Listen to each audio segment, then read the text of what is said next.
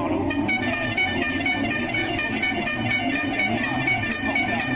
Pour l'événement qui est dans l'ordre chronologique sur le plan mondial, le troisième événement mondial sportif.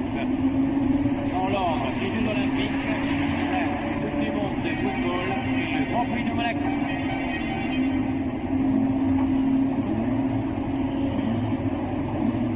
Minutes, le départ et évacuation de la piste, s'il vous plaît.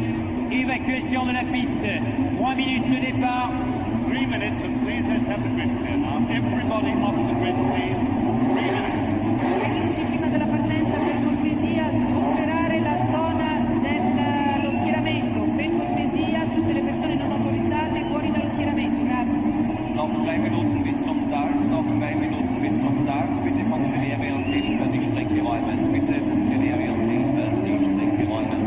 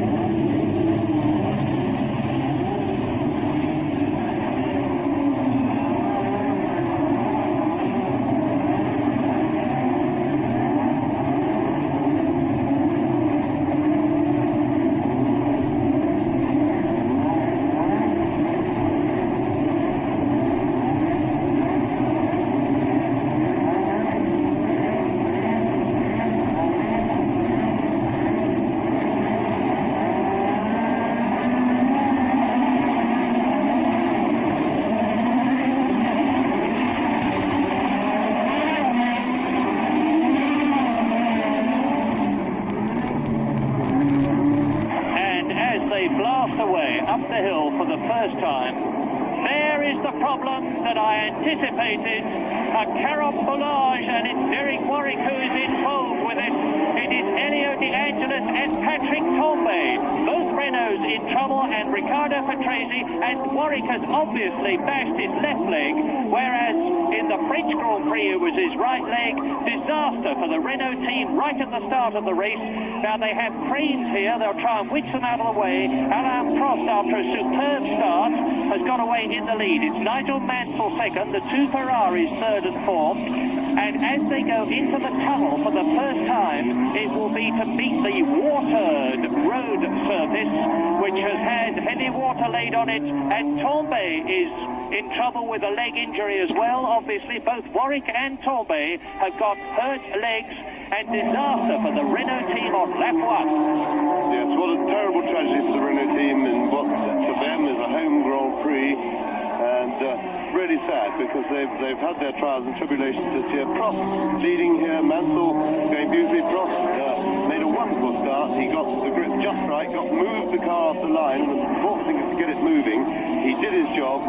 And we didn't see exactly what happened. We may be able to see on an action replay in a moment, which I'm sure they will show us because they can record from other cameras that we didn't see. And it's surprising that in the West that both the Renault drivers should have been hurt. Hopefully not seriously, because they're going so slowly that that's Derek Warwick standing there. Looking pretty unhappy after his accident. It looks like he feels that it wasn't his fault. Somebody may have hit him. Marshall just asking if his legs are all right. But really a tragic start for Renault.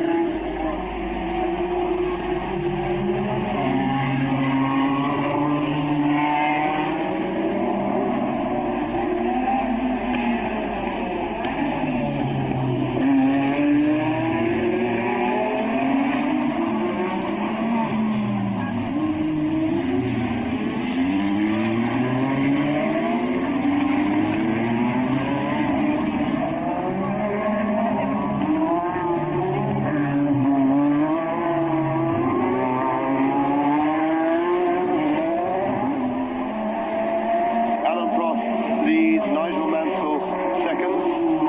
And it's a Ferrari in third position because there's been a change.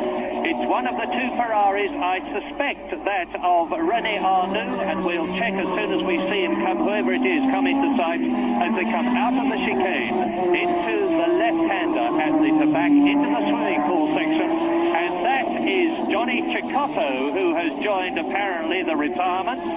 Cecotto, the Venezuelan driver of the Tolman. Now, look, there is the Ferrari. It is René Arnoux in third position. It is Michele Alboreto in fourth place. It is Niki Lauda in fifth position. And it looks like Keke Rosberg sixth. And here's the replay of what happened on lap one. No, hopefully we can see.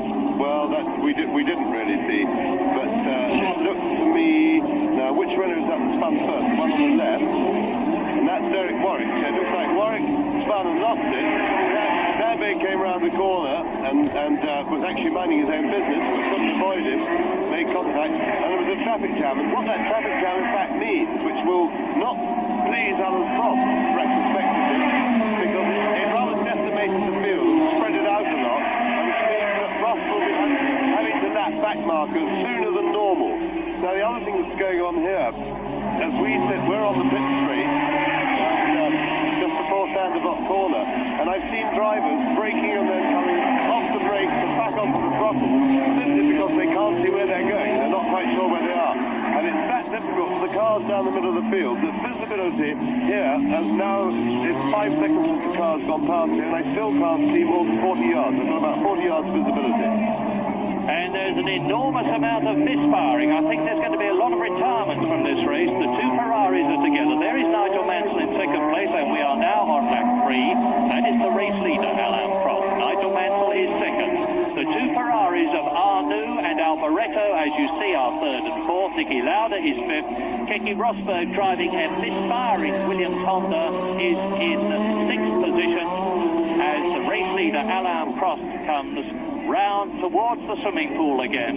And really, if Alain Prost can just pace himself and take it easy and control the slides of his car, he is going to be all right, because they are going to have the greatest difficulty in getting past him. We have a complete power failure now at Monaco, just to compound our problems. The pictures have totally disappeared. I hope that you are getting one. Meantime, we are going to revert to the good old-fashioned steam radio commentary, and as we wait for the leaders to come through on lap 3 in this, what will be a 2-hour race, and it is in the lead, Alain Prost. In second place it is Phil Nigel Mansell. There's a long gap now before the Ferraris appear. The race is dominated by those two cars. Then it's Arnoux third, Alboreto fourth, Niki Lauda is in fifth position. In sixth place, and there's another long gap, is Keke Rosberg. Sixth is Rosberg, seventh is Manfred Winkelhoff, eighth is Ayrton Senna, ninth is Jacques Lafitte, and in 10th position with another long gap as this field spreads out is Stefan Bellof. Stefan Bellof has come up from 20th to 10th position in 3 laps. An incredible performance. James. Yes, he's our man to watch. The Tyrrell is a very manoeuvrable car, lighter than the turbocharged cars. We called it before the start. He was very quick in the warm-up this morning. And Bellof, who has shown considerable depth of talent this year as a driver, is really going for it. And Niki Lauda has now taken Michele Alboreto for 4th place. So the McLaren domination, and there we are. We have pictures back now. I hope you have them all the time. But that, I gather you did have pictures. Well, lucky for you, unlucky for us. But there is Niki Lauda going away from Michele Alboreto, with his next challenge being to catch and pass René Arnoux in the other Ferrari. And sorry about this, but we've lost our pictures again. So we'll try the radio style commentary, and just jolly well hope that you can correct us if anything's wrong.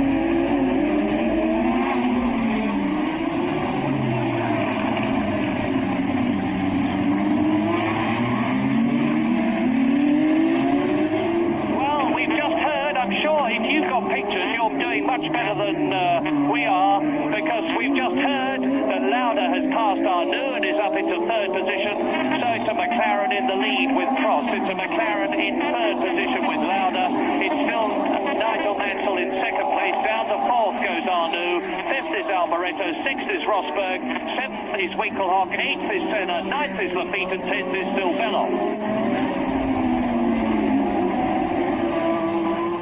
And the gap between Alain Prost that you look at, number 7, and Nigel Mansell is about 3.8 seconds. No, it's less. Look at that. Nigel Mansell is closing right up on Alain Prost. Is the Frenchman in trouble, or is Nigel Mansell starting a charge? Prost there on Michelin tyres, and Nigel Mansell is on the new Goodyear wet, and it's a very fine tyre which went extremely well in the warm-up period. Picture's gone again, but the leaders are due. I'll give you the gap. It's now, there is Alain Prost. His engine is misfiring, and Nigel Mansell is sounding in good shape. 2.71 seconds, and this is lap 8. As you see Prost and Mansell going up the hill towards Casino Square, very close to each other, much closer than they have been. It's conceivable that Nigel Mansell is going to be up with Prost soon, but then he's got to get past him. Well, Nigel Mansell is driving an absolutely magnificent race. He shuttered himself up onto second position on the grid. There we are, fastest lap for Nigel Mansell. And he shuttered himself up his practice.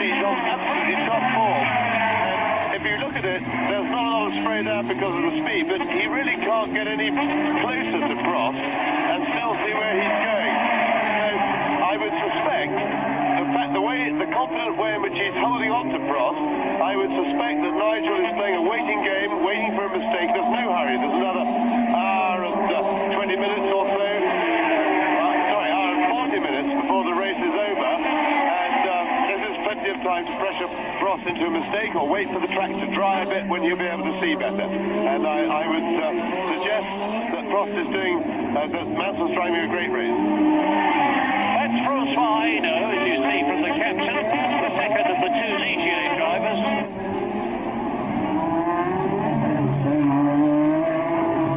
Well, behind these two, there's a great scrap developing for sixth position between Jacky Rosberg, who's holding it, and Ayrton Senna in his first year of Formula One Grand Prix racing, the Brazilian in the new Tolman. And he's got the good Michelin tyres this race, and that is Alboreto on lap 9. Michele Alboreto has stalled his car. I can't see where it is, but it looks as though he's obviously out of the race. He's gesturing that he wants a push.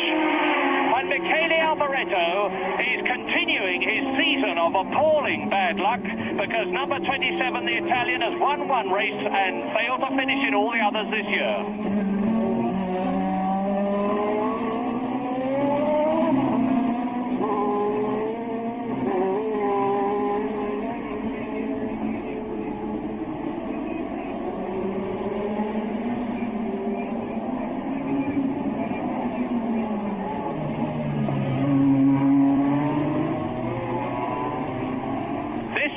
I was telling you about. Jacky Rosberg in sixth position, just ahead of Ayrton Senna in the yellow helmet and in the white Tolman, the new Tolman.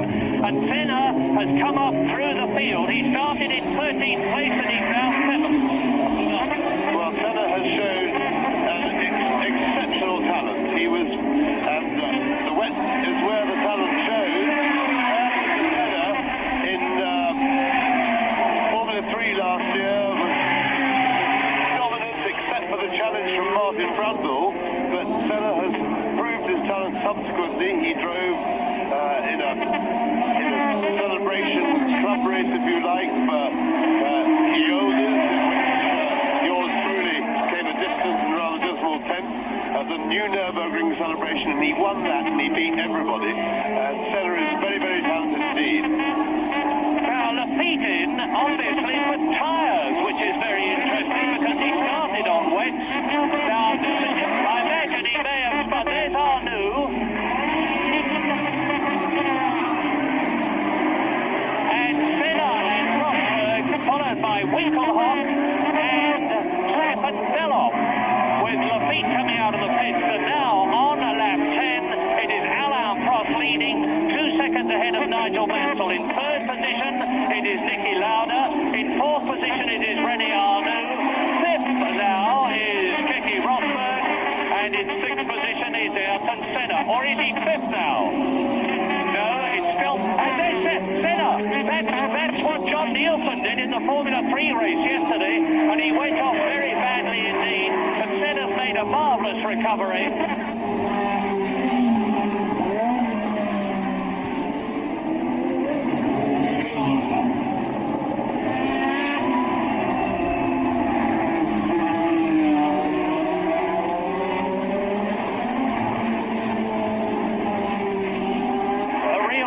The 1982 world champion, Jacky Rosberg, leading Ayrton Senna now. And in the lead now is Nigel Mansell, has taken the lead. As you see, Corrado Farmi sitting in a stationary position in his car on lap 12. The Englishman, Nigel Mansell, in the John Player Special Lotus, has taken the lead from Alain Prost, with Niki Lauda in third position, with René Arnoux closing up on the Austrian in fourth place. Fifth place it is Jacky Rosberg, and in sixth position it is Ayrton Senna. Seventh is Winkelhock, and right behind Winkelhock is Stefan Beloff in eighth place. So you've got two German drivers fighting for seventh and eighth positions. There is the new leader. Nigel Nigel Mansell leads on lap 12. This is the first time that Nigel Mansell, as Prost goes through in second place, has ever led a Grand Prix.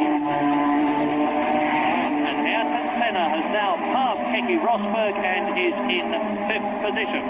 So, Mansell leads, and he's now got the benefit of a clear circuit in front of him, unlike Alain Prost, who's now literally having to take Nigel Mansell's spray. With Michele Alboreto is in the race, incidentally. He has rejoined the circuit somehow or other and is back in the running. And on lap 13, it's Mansell leading. It is Lauda. It is Prost second. It's Lauda third. It's Arnoux fourth and closing on Lauda as Nigel Mansell comes through to complete another lap. In 5th position, it is Ayrton Senna. And there you see the stationary Ligier rolling back. Obviously, he's lost the engine, and it is that of Francois Hainaut. He's done it wrong again somewhere, somehow.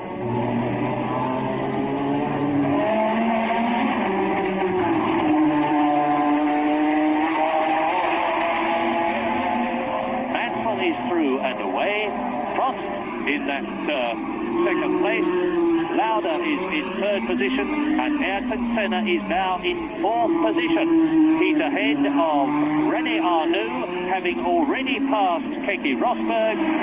So the brilliant Brazilian is now showing the class that we've always known was there when he was in Formula Ford, Formula Ford 2000, Formula 3, and now Formula 1. Alain Prost tiptoeing round the swimming pool after the race leader, and Nigel Mansell now very coolly dealing with things. He is in his 49th Grand Prix. He is no new boy, but it's a new experience for him to know that he's leading a Grand Prix. The Renault engine, the JPS Lotus, is sounding crisp and clear. Prost goes through, his engine is rumbling. He has now lapped, and off goes Nigel Mansell. I spoke too soon. Mansell lost it in the biggest possible way. That was the race leader. Now look at this. His wing's damaged. That's going to affect his downforce. Yes, it's possible. Oh, I think he's damaged the suspension. The car's all over the place. And that was really a terrible, terrible mistake by Nigel Mansell because he was pulling away from Alain Prost. He's handed it back to Prost. And all he had to do was to keep the thing straight. But when I say that by no means easy. And poor Nigel Mansell. He's done so well up till then, and I think that was a mistake of inexperience. It's very difficult. When you lead a Grand Prix for the first time, it's very easy to make mistakes. I, myself in my career, made several mistakes when I first led Grand Prix before I actually won one and got the confidence to go on and not make mistakes. But that is tragic.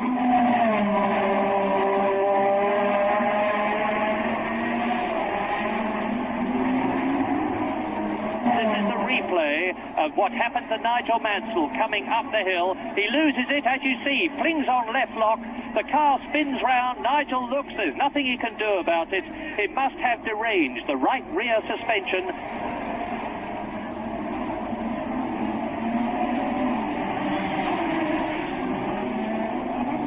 And you can see for yourselves that it's damaged the wing as he drives away.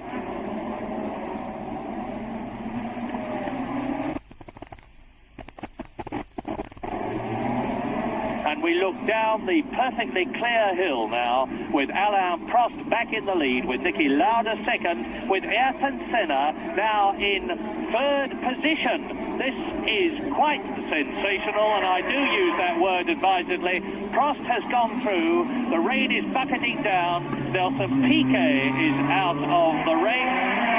We really are not going to get very many finishers because Alboreto has gone past with his Ferrari misfiring very badly indeed. Now there is Arnoux, that is Jacky Rosberg, there is Stefan Beloff, and on lap 16 the order then is Alain Prost leading, Niki Lauda is second, Senna is in 3rd place, Arnoux is 4th, Rosberg is 5th, and in 6th position Stefan Beloff.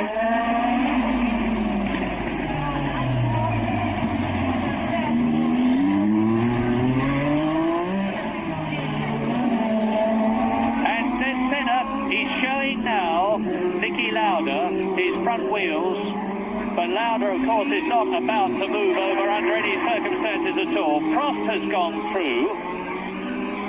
And that is the gap between the race leader, Alain Prost, and this battle for second place between Lauda in the Marlboro McLaren and Senna in the Tolman, as they come round the Rascasse, out of it and up the finishing straight.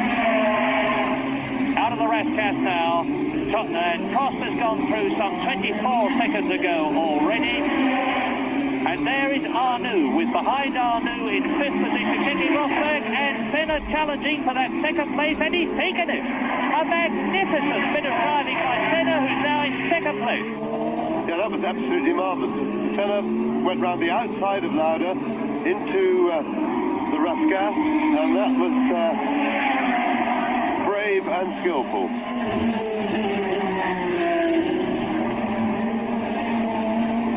Lauda third, Arnoux fourth, Rosberg fifth, Beloff sixth, absolutely together on lap 21 as they come up to Patrese to lap him. And Riccardo Patrese is not exactly the best-known man in the Grand Prix world for moving over and letting you through. So we could see a telescoping of this battle between these four men going from third to sixth positions. Arnoux, Beloff. They're paid a lot of money, and you see now why they earn it and how they earn it.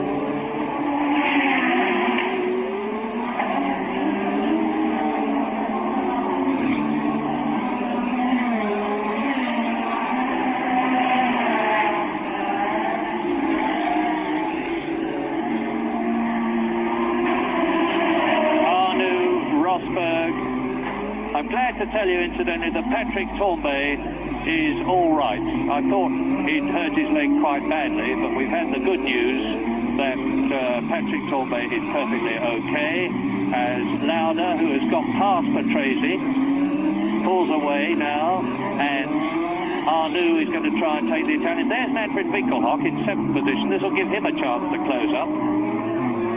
They're going into the tunnel. This is the 21st lap. Mansell, of course, out of the race, as are Tambay, Warwick, De Angelis, Cicotto, Corrado, Farby, and Nelson Piquet. And look at, there he goes. There goes Stefan Beloff. Beloff has taken Jacky Rosberg and moved up into fifth place in a superbly judged passing move. Yes, and judged is exactly the right term, Murray, because you can't see a thing where you're going, so you've got to eyeball everything up, look where you are on the track, shut your eyes, as good as that, and just hope that it all works out. And Beloff has done exactly that. And is now with Riccardo Patrese, who is practically a full lap behind him, and he's shown the blue flag by the marshal, which means there is someone behind you who wishes to pass you, as if Patrese didn't know.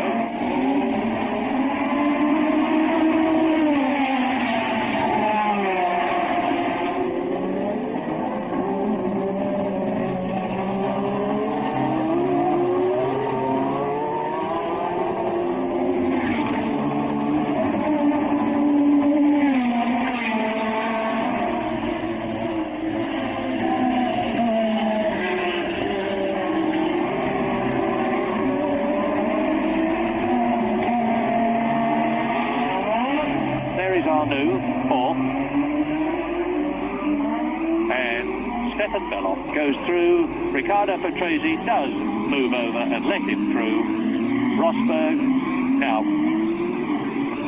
Rosberg drops back, and as you saw, with Winkelhock closing up on Rosberg, who is sixth, and there's Beloff giving it the big slide treatment as he goes into the tunnel.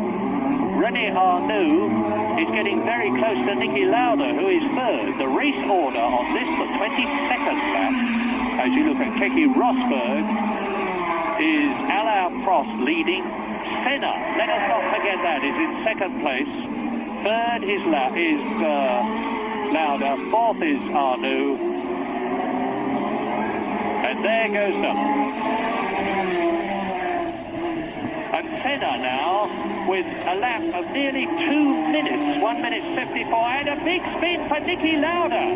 Now, Lauda then is just having to press it a bit too hard. Third position has been lost by Niki Lauda. Up to third goes René Arnoux. Up to fourth goes Beloff, and out of the race goes the Austrian double world champion Niki Lauda, because obviously he lost his engine, stalled his engine, and was not able to restart it.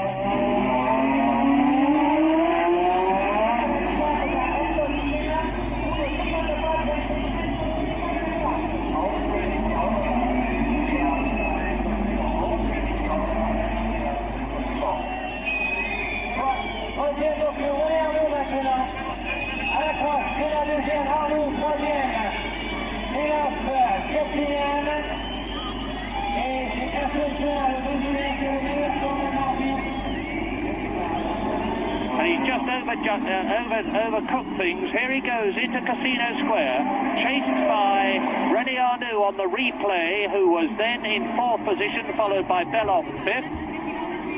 They exit the Casino Square, and as they do so, Lauda spins out a full 360-degree spin. He got the right amount of lock-on, but it was no good to him. His engine has stopped, and Lauda is out.